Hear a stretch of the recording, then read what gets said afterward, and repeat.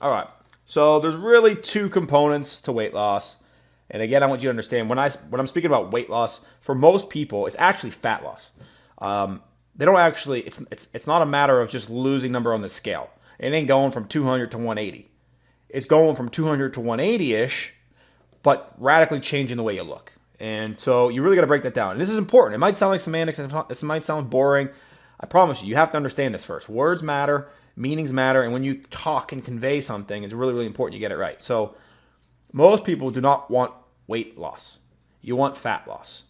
Fat is very unattractive physically across the board, despite what others may try to tell us nowadays. But most of us are not happy when we are overweight or fat, just flat out. And so, I'm trying to give you a good example of like why this is important to say fat loss and not weight loss. Well, weight loss, if it's not purely about the weight and the number. There are people. I'll give you an example. There are females that look amazing, absolutely stunningly amazing at 150. They're right for the height. They've got great muscle tone, no fat on them. 150, they're amazing. And there are women that are like 130 and feel terrible about themselves. There's fat, there's love handles. Like, you got to understand, that's a thing.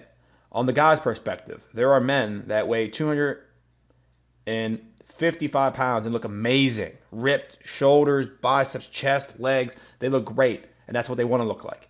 And then there's men that are 255 pounds and are sloppy and don't want to be there, are very unhappy with their stomach. The whole night, they got no muscle definition in their arm. It's just a flabby thing coming out of the sleeve. So the number, you got to understand that weight number is almost irrelevant. And it's almost complete, that's predicated on your height, and there's a lot of factors to it. So you got to get to the point first where you start saying and getting comfortable with saying, I want to lose fat. I want to do fat loss. That's what I want. In addition to that, most people do not just want to become a smaller version of themselves.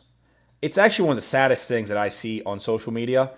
I feel really, really bad about it because I watch people that go through an amazing transformation and they lose a lot of weight. They lose 50 pounds, 60, 70, 80 pounds.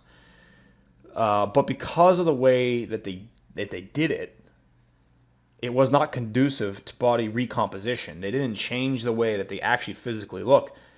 And they've lost 50 to 60 pounds, and you could tell they're smaller, but they don't look all that different. Still no muscle definition in the arms. It's still flopping around and flabby.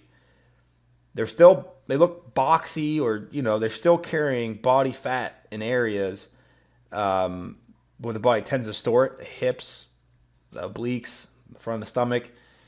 And because they didn't add any muscle, the areas like the chest, the legs, nothing's firm or toned up, and it just looks, And I think everybody understands that. I don't think I'm saying anything radical or anything new with this. And it's because of the way that they've lost the 50, 60 pounds, primarily through diet and cardio or some version of group fitness, and didn't take any sort of weight training, resistance training, and a high protein diet into consideration. They didn't do any of that. So I don't think most people want that. Most people do not want to become a smaller version of themselves. Most people are not going for skinny fat. Agree? Okay. Then we can proceed with, if somebody right now is overweight and they're carrying too much body fat, the goal is to lose body fat and to build some form of muscle shape to their body. All right?